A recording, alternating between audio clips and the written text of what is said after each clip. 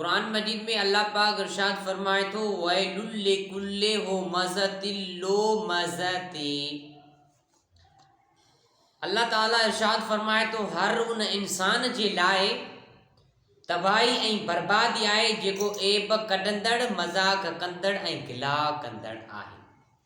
जेके न माण्हू गिलाऊं कनि था, मज़ाक ॿियनि जो उड़ाइनि था, ऐब कढनि था, गिलाऊं कनि था, उन्हनि जे लाइ क़ुर चए थो वैलुल लिकुल्लि हुमज़तिल लुमज़ति।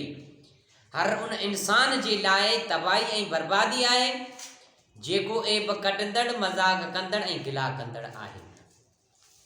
माना उन जे लाइ तबाही ऐं बर्बादी आहे जेको कंहिंजी पर पुठ गिला करे थो ऐं मुंहं ते टोक ऐं मज़ाक करे थो ऐं ताना ॾिए थो। हमज़त जी माना आहे चुगलखोर, जेको ॿिन खे वेड़ाए। हीअ आयत मुबारक आस बिन वाइल, अखनस बिन शरीक ऐं वलीद बिन मुग़ीरा जे बारे में नाज़िल थी।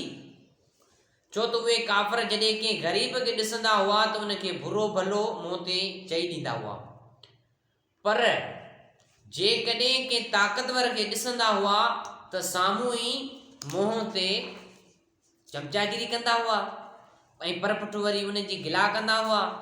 अॼुकल्ह ॾिठो वञे त अॼु जे मुस्लमान में उहा बुराई आम थी चुकी आहे त हिते इन आयत मुबारक में उन्हनि जी हलाकत ऐं बर्बादी जो बयानु थियल आहे। सिपारो 30 अमा इतसालुन वारो सूरत हमज़त। त अल्लाह पाक इरशाद फरमाए थो उन्हनि जे लाइ बर्बादी ऐं तबाही आहे जेके गिलाऊं कनि था ऐं मज़ाक उॾाइनि था ऐं पर पुठ गिलाऊं कनि था, कंहिंजा ऐब तलाशी कनि था। ॿ माण्हू हिते पा मौजूदु वेठा आहिनि, हाणे टियों मौजूदु न आहे, असां उन जी ॻाल्हि करियूं, उन्हनि जी गुफ़्तगू करियूं त उन में हे कोताहियूं आहिनि, उन में हे कोताहियूं आहिनि, उन जी गिला थी वई। ॿी हिकिड़ी मूं रवायत में पढ़ियो त जंहिं माण्हू गिला कई उन सम्झ पंहिंजे सगी भाउ जो जीअरे गोश्त पटे खाधो। गिला करण जो एॾो वॾो गुनाह आहे त गिला करणु हिकिड़ो अहिड़ो मर्ज़ आहे, अहिड़ो कर्ज़ आहे जेको वॾे गुनाह में माण्हू खे मुब्तला विझी छॾे। इन जे करे कोशिशि कयो त कंहिंजी बि गिला न कयो। जेको गिला करे थो उहो ॿुधो बि न, कन ॾेई हलिया वञो, यानी उन गिला खे तवजो सां ॾिसो ई न, ॿुधो ई न। त गिला करण वारनि जे लाइ तबाही ऐं बर्बादी उहे हलाक थींदा। ॿियो ऐब कढंदड़, जॾहिं असांजे इंसान में अल्लाह साईं असांखे इंसान खे मुकमल तौर ते उज़वा ॾिना, अखियूं ॾिनियूं ॾिसण जे लाइ, वात ॾिनो ॻाल्हाइण जे लाइ, ज़बान ॾिनी, पंहिंजो दिमाग़ ॾिनई, हथ ॾिनी, पेर ॾिनई ऐं टंगूं ॾिनी, हर शइ अल्लाह साईं असांखे सलामत ॾिनी आहे। पर जंहिं माण्हू खे अखि न आहे उन्हनि जो क़दुरु ॾिसो, जंहिं माण्हू खे ॿांह न आहे उन खां क़दुरु पुछो, जंहिं माण्हू खे टंग न आहे, मंडो थी हले थो लुलो, उन खां क़दुरु पुछो, जंहिंखे ज़बान ॻाल्हाइण जे लाइ त आहे पर इस्तेमालु नथो करे, गूंगो आहे, उन खां क़दुरु पुछो। अल्लाह पाक फरमाए थो त तव्हां कंहिंजी ऐब तलाशी न कयो। जेकॾहिं कंहिंजो ऐब तव्हां ॾिसो था उन ते पर्दो रखियो। तव्हां कंहिं हिकिड़े माण्हू जो ऐब ढकींदा, मां अल्लाह तव्हांजा 100 ऐब ढकींदुसि। इन जे करे कंहिंजा ऐब तलाशी न कयो।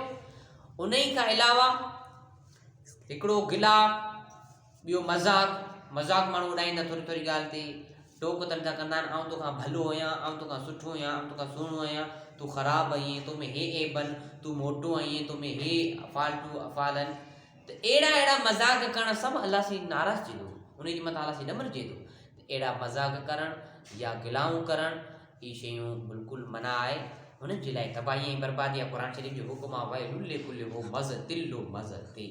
असांखे क़ुर मजीद खे ज़्यादा फॉलो कंदासीं असांजे लाइ फ़ाइदो आहे। क़ुर मजीद पढ़ो थोरो, पर उन्हनि जी माना खे पढ़ो, उन जी तफ़सीर खे पढ़ो, उन जी तशरीह खे पढ़ो। अल्लाह से क़ुर में हर ॻाल्हि वाज़े तौरु फरमाए छॾिया वमा अलैना इल्लल बलागुल।